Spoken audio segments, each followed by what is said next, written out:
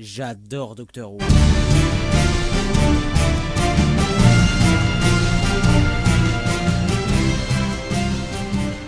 Débutée en 1963, cette série plutôt compliquée à résumer raconte les aventures du Docteur, un extraterrestre de la race des Seigneurs du Temps à l'apparence humaine. Il voyage dans l'espace et le temps à bord de son vaisseau spatial, le TARDIS, le tout accompagné de quelques terriens. William Hartnell tenait le rôle principal et la série connaissait un grand succès. Malheureusement, 3 ans après la première diffusion, il fut obligé de quitter le rôle à cause de graves problèmes de santé. La série traversait une impasse. Comment continuer après le départ de son acteur principal? C'est alors que les producteurs eurent une idée brillante, la régénération. Elle permet de pouvoir changer d'acteur pour le même rôle tout en étant raccord narrativement. L'espèce du docteur peut tromper la mort en changeant de visage.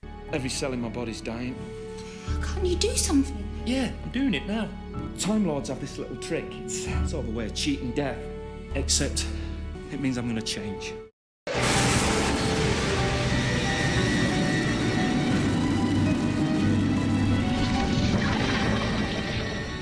C'est ainsi que nombre d'interprètes ont pu succéder à William Hartnell, chacun réussissant à rapporter un look, un jeu et une personnalité différente des précédentes versions. Mais au fur et à mesure du temps, les audiences commencèrent à baisser. C'est ce qui provoqua l'arrêt de la série en 1989, tandis que le Docteur n'en était qu'à sa 7ème incarnation. Toutefois, un téléfilm tenta de relancer la franchise avec la présentation de Paul McGann en 8ème Docteur, mais sans grand succès.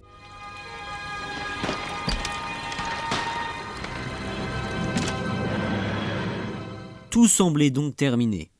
Aucun retour envisageable pour la série. Mais pourtant...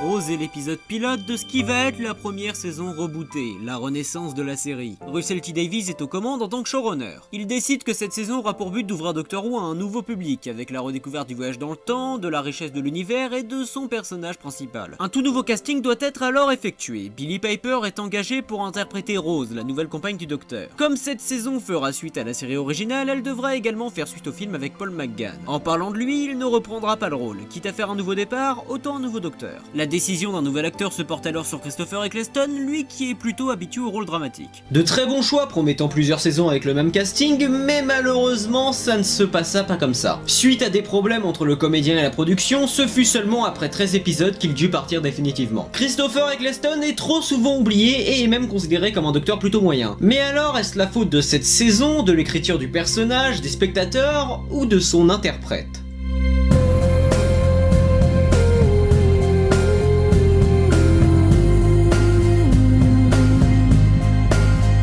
Rose est une jeune adulte qui n'a été élevée que par sa mère. Elle est bloquée dans son quotidien qui ne lui plaît pas, puis un jour, après s'être fait attaquer par des mannequins, elle rencontre le Docteur. Run.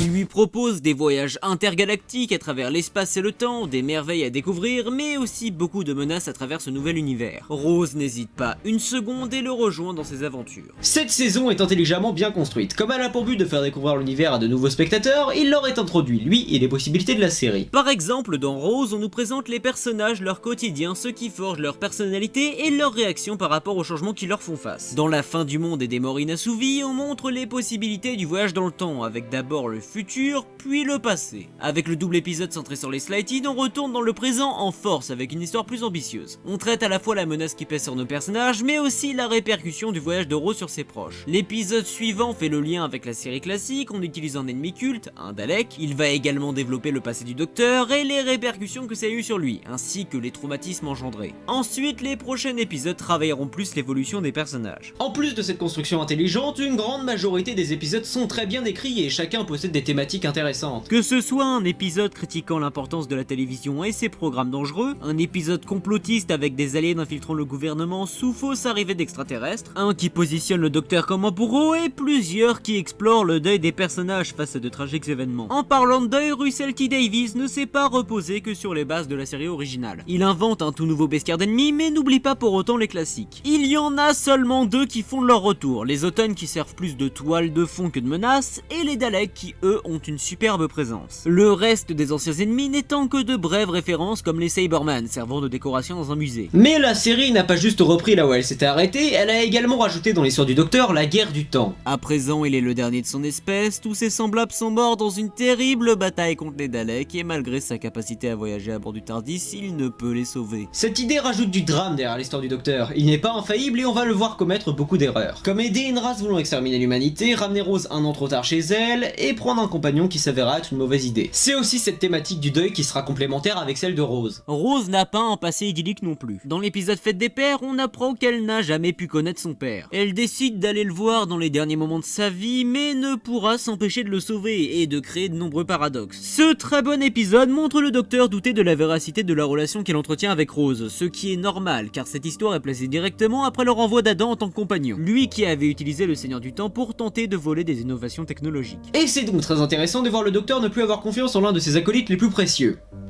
Ce qui arrive très rarement.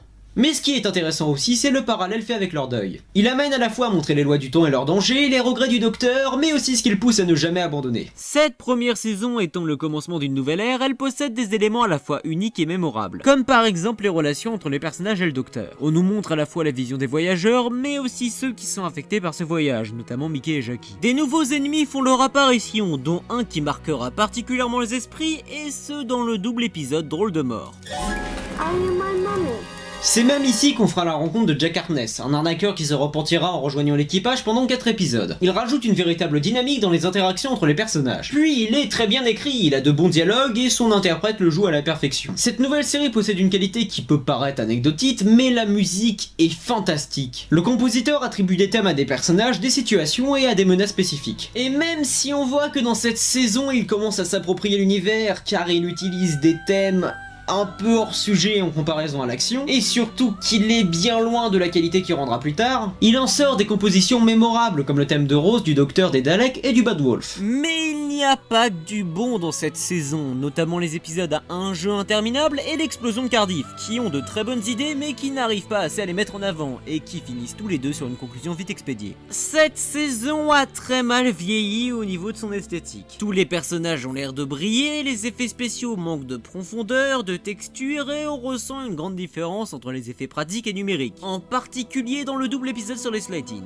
Mais surtout cette saison est la seule depuis 2005 à être en 4 tiers, mais si, vous savez, les bandes noires sur le côté. Et c'est par conséquent que la réalisation peine par moments à convaincre. Au final, ce n'est pas si grave que ça, on en oublie facilement la qualité des effets spéciaux et même les plus mauvais épisodes restent divertissants. Mais si cette saison possède autant de qualité, pourquoi le public a tendance à l'oublier ou à même la qualifier de médiocre ?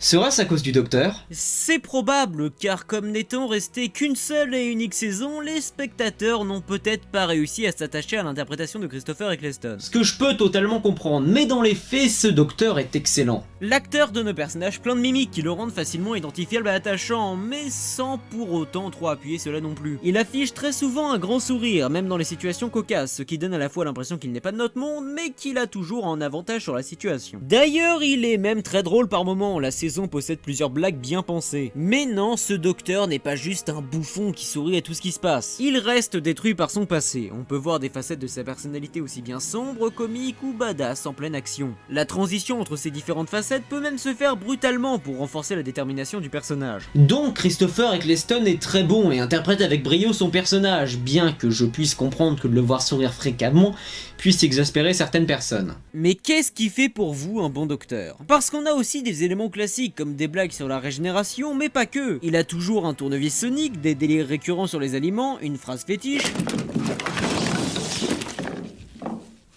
Fantastic. Et un costume qu'il gardera jusqu'à la fin de la saison. Bien que sur ce point, je suis moins enthousiaste. Le costume est simple, ce qui fait ressortir les émotions véhiculées par l'acteur, mais il n'est pas aussi iconique que les autres, c'est tout ce que j'ai à lui reprocher. C'est peut-être ça le problème, ce Docteur n'est pas assez iconique. Il a beau avoir une personnalité attachante, de bons dialogues, un interprète génial et de super épisodes, mais il n'a pas dû rester assez longtemps. Et je dirais même qu'il sert d'introduction à l'univers. Plus les épisodes avancent, plus on apprend sur lui sur les menaces, sur les principes du voyage dans le temps, c'est donc logiquement qu'on termine sur sa régénération. On découvre le Docteur à sa renaissance, après sa bataille au sein de la guerre du temps, puis on voit son évolution et sa rédemption jusqu'à mourir sous les yeux de Rose. D'ailleurs, si la saison commence avec le point de vue de ce nouveau compagnon, c'est également pour nous introduire l'univers, mais surtout pour nous attacher à elle et à sa relation avec le Docteur. Ainsi, nous découvrons ou redécouvrons en même temps qu'elle la régénération. Tout le principe de la série a été présenté dans cette première saison. Mais même avec toutes ces raisons, j'aurais adoré voir une deuxième saison avec Christopher Eccleston. Tout comme Paul McGann d'ailleurs, qui lui n'a eu le droit qu'à un petit épisode en plus du film. Ces deux docteurs sont trop souvent oubliés, je ne dis pas qu'ils n'ont aucun fan, mais ils ne sont pas autant reconnus que les autres avec tout leur talent. Ce qui fait de Doctor Who une série aussi riche et intéressante, c'est bien sa diversité. Chaque nouveau Docteur équivaut à une nouvelle vision de cet univers, chacun est différent du précédent et cela est également appuyé par le changement fréquent de showrunner.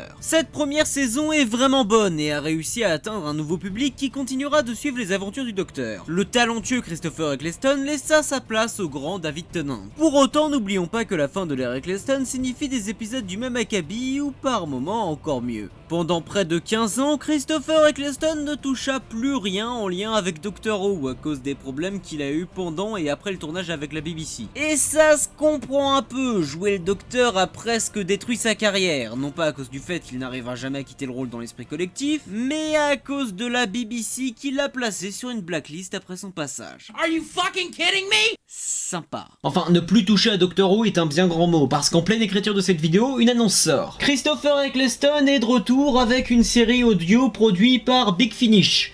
Donc rien à voir avec la BBC. Le hasard du timing fait bien les choses quand même. Si ce n'est pas déjà fait, redonnez une chance à l'interprétation de Christopher Eccleston, mais également une chance à cette première saison dans sa globalité, parce qu'elle est fantastique. Mon Docteur préféré reste David Tennant, que ce soit pour sa personnalité ou pour la qualité des épisodes. Mais ça sera pour une autre fois. Well, I woke up today, and you're on the other side. Our time will never come again. But if you can still dream, close your eyes, it will